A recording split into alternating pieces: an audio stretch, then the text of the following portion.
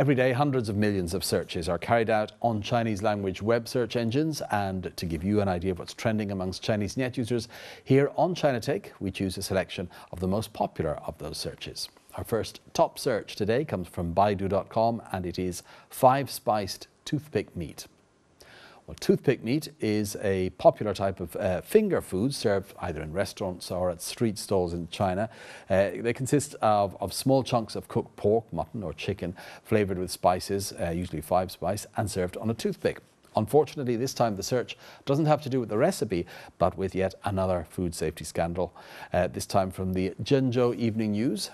The newspaper reported that a small illegal factory in a local village, Xinzhuang, was using rotten meat, usually from animals that had died from disease, to make into cheap toothpick meat, which it then sold to restaurants. A reporter for the paper said the stench of rotting meat pervaded the factory and that even dogs in the area wouldn't touch it. A worker at the factory told the newspaper that 1 ton of meat, when it was mixed with tapioca flour and various additives, could produce 2 tons of this toothpick meat. He added that each day this small factory produced more than 300 pounds, which are then sold for about $1 a pound. Local police have since arrested 5 people, including the boss of the factory. Next up, on Sina.com, we have Beijing to control smog within 3 years. Well, smog has certainly been in the news this winter, with Beijing and other Chinese cities, mainly in northern China, regularly hit by periods of intense air pollution. In fact, this winter saw some of the worst air quality indices over a sustained period of about 3 months. Now, this phrase, being eagerly searched for by Beijingers, concerns a new promise from the Beijing municipal government to control not just smog, but also sewage, garbage and illegal construction in the capital. Using typical official hyperbole, it calls these the 4 recurring environmental illnesses.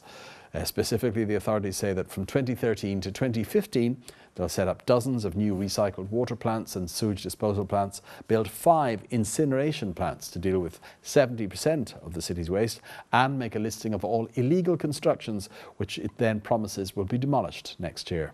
All the work is expected to cost over $16 billion. And in terms of smog control, well, Fang Li, the deputy director of Beijing's Environmental Protection Bureau, said the government will continue to take measures to cut emissions for air quality improvement this year.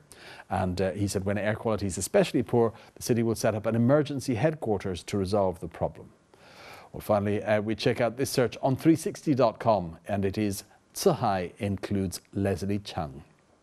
Cihai refers here to China's most respected and comprehensive lexicography. It's often referred to as a dictionary in China. It actually has more of the function of, or a mixture of the functions of a dictionary and an encyclopedia. And Leslie Chang, better known as Zhang Guorong to mainland Chinese, was a hugely popular Hong Kong singer and movie star, known right across Asia and famous really in Chinese communities worldwide. He took his own life on April the 1st, 2003 at the age of just 46. For the past decade, fans, friends and colleagues have held commemorative activities to remember Chang about that date. Now the Beijing News reports that the icon's name has been included as an entry in Cihai, and editors for Cihai described the move, which they said it was actually decided on and took place in 2009, but was only reported recently. They said it was a breakthrough since it was the first time a contemporary actor had an entry of their own. They said the newspaper usually doesn't include a name until 10 or 20 years after the person's death, since it needs time to judge their contributions and influence on society. But they said in Chang's case, they felt confident they could do so only 6 years after his death. Well, that's it for our look at some of the top searches taking place in China today. You're watching China Take, and coming up next, a Chinese blogger's views on why young entrepreneurs in China have it so tough compared to those in other countries.